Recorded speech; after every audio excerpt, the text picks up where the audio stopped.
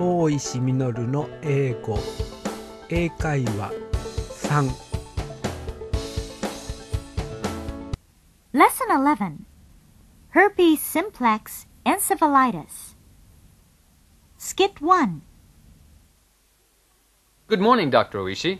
Good morning, Dr. Brown. You were on duty last night, weren't you? Yes, I had an emergency admission last night. Tell me about the case. The patient is a 20-year-old woman who noticed a fever and a headache 3 days ago. 2 days ago, she went to a local doctor and got antibiotics. Last night, she became confused and her parents brought her to the emergency room. What did you find on physical and neurological examination? Body temperature was 39.0 degrees centigrade.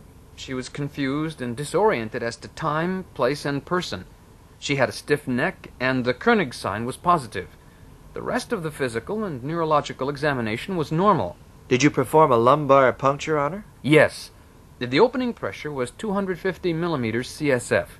Cells 150 per cubic millimeter, predominantly lymphocytes, protein 100 milligrams per deciliter, and glucose 60 milligrams per deciliter.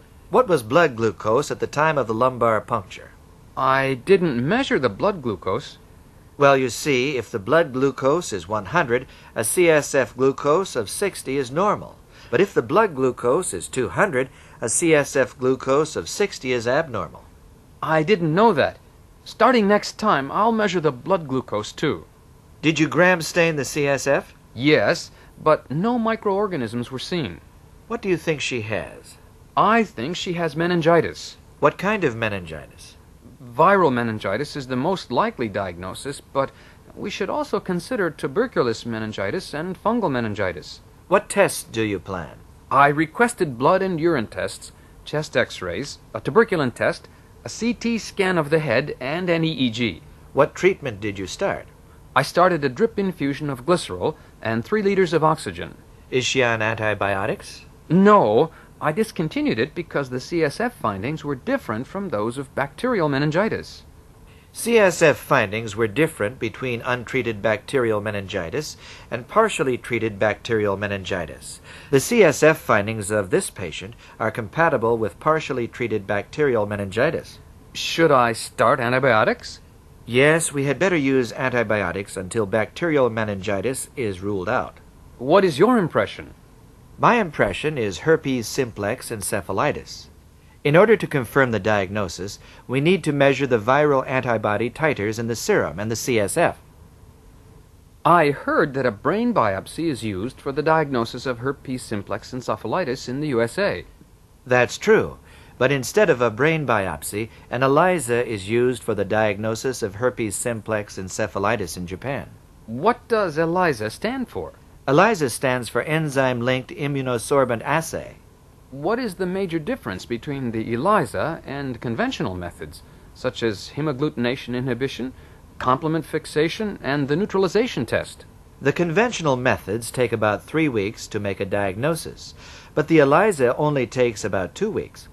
Do we have to wait for 2 weeks to make a diagnosis? No. Viral antibody titers are for confirming the diagnosis. A presumptive diagnosis can be made by symptoms and signs, CSF findings, a CT scan, and an EEG. I'll get a CT scan and an EEG as soon as possible. When you get the results of those tests, let's discuss this case again. Skit 2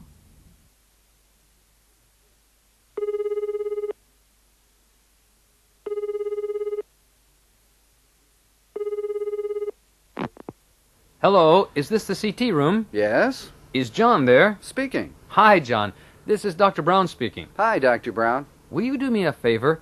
I have a case for an emergency CT scan. Can you do it right now? Well, right now I'm doing a CT scan on another patient, but I'll be finished in about 20 minutes. Bring your patient down in 20 minutes and I'll be ready for you. Thank you very much. 20 minutes later, at the CT room. I brought my patient. Is she cooperative? No, she is confused. Uh-huh. Please help me move the patient from the stretcher to this bed. Okay. Can she stay still? No, I think she needs sedation. I'll inject diazepam. Thanks. That'll let us get a good scan. Skit 3. I got the CT scan of the head and the EEG. Let's see the CT scan first. The plain CT scan shows a low-density area in the right temporal lobe. The enhanced CT scan shows a linear enhancement in the right temporal lobe. I agree with you. What do you think from this CT scan? This suggests herpes simplex encephalitis, but is also compatible with cerebral infarction. Does she have any cardiac murmur or high erythrocyte sedimentation rate? No, she doesn't have any risk factors for cerebral infarction. All right. Now let's see the EEG. The background activity is 7 Hz. Paroxysmal bursts of sharp waves and slow waves are seen over the right hemisphere. Yes, these are called periodic lateralized elliptiform discharges and are seen in herpes simplex encephalitis and in cerebral infarction. We can rule out cerebral infarction from the clinical presentation and the CSF findings. These laboratory findings and her clinical course strongly suggest herpes simplex encephalitis. Should we start RA? There is a paper saying that acyclovir is better than ARA-A for the treatment of herpes simplex encephalitis. Let's use acyclovir. I see. Thank you for the discussion.